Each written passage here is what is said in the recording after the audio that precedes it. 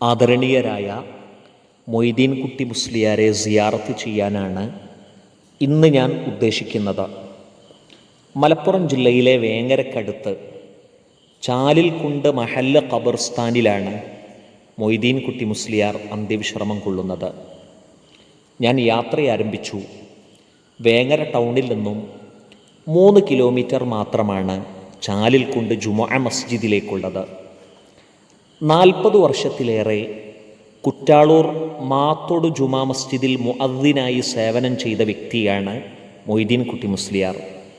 കഴിഞ്ഞ മാസം 22-നാണ്, അഥവാ ഹിജറ വർഷം 1446 സഫർ 16-നാണ് മൊയ്തീൻ കുട്ടി മുസ്ലിയാർ മരണപ്പെടുന്നത്.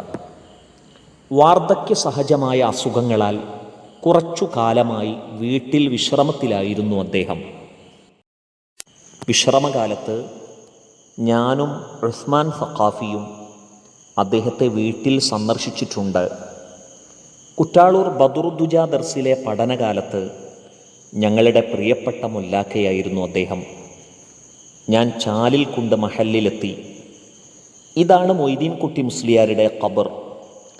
മണ്ണിൻ്റെ പുതുമണം മാറാത്ത ഖബർ ഞാൻ സിയാറത്ത് ചെയ്തു. സൗമ്യനും നിഷ്കളങ്കനും തെളിഞ്ഞ ഹൃദയത്തിൻ്റെ ഉടമയുമായിരുന്നു മൊയ്തീൻ കുട്ടി മുസ്ലിയാർ. സദാ പുഞ്ചിരിക്കുന്ന മുഖമായിരുന്നു അദ്ദേഹത്തിൻ്റേത്. ആരോടെങ്കിലും ദേഷ്യപ്പെടുകയോ മുഖം കറുപ്പിക്കുകയോ ചെയ്തതായി ആർക്കും പറയാനില്ല. ഒരു മഹല്ലിൽ തുടർച്ചയായി 40 കൊല്ലം ജോലി ചെയ്യുക എന്നത് തന്നെ വലിയ അത്ഭുതമാണ്.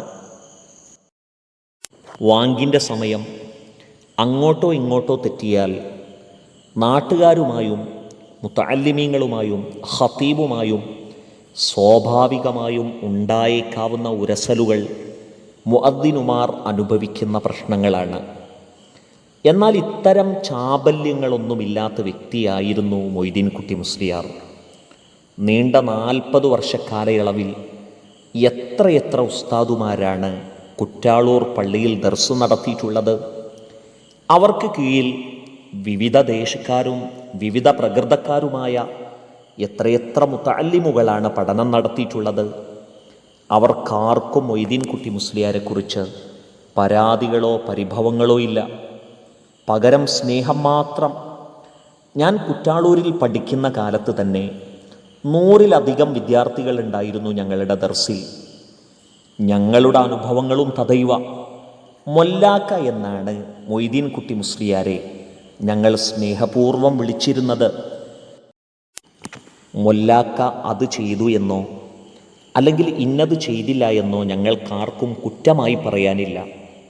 വളരെ ചെറിയ ശമ്പളത്തിനായിരുന്നു മൊയ്തീൻ കുട്ടി മുസ്ലിയാർ ജോലി ചെയ്തിരുന്നത്.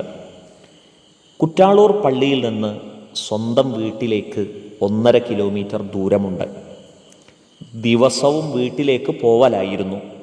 ഭക്ഷണവും സ്വന്തം വീട്ടിൽ തന്നെ. അതിരാവിലെ സുബ്ഹി വാങ്കിനായി പള്ളിയിലേക്കുള്ള നടത്തം നാട്ടുകാർക്കിപ്പോഴും അജബുള്ള ഓർമ്മകളാണ്.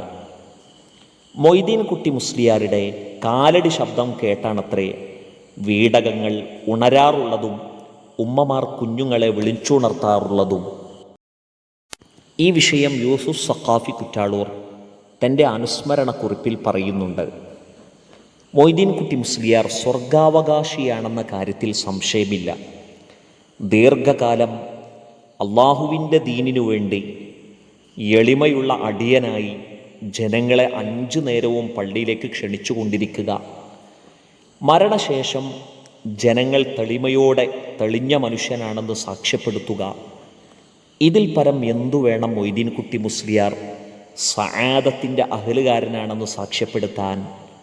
അള്ളാഹു മൊയ്തീൻ കുട്ടി മുസ്ലിയാരെയും നമ്മയും അവൻ്റെ ജന്നാത്തുൽ ഫിർദൗസിൽ ഒരുമിച്ച് കൂട്ടുമാറാവട്ടെ. ആമീൻ.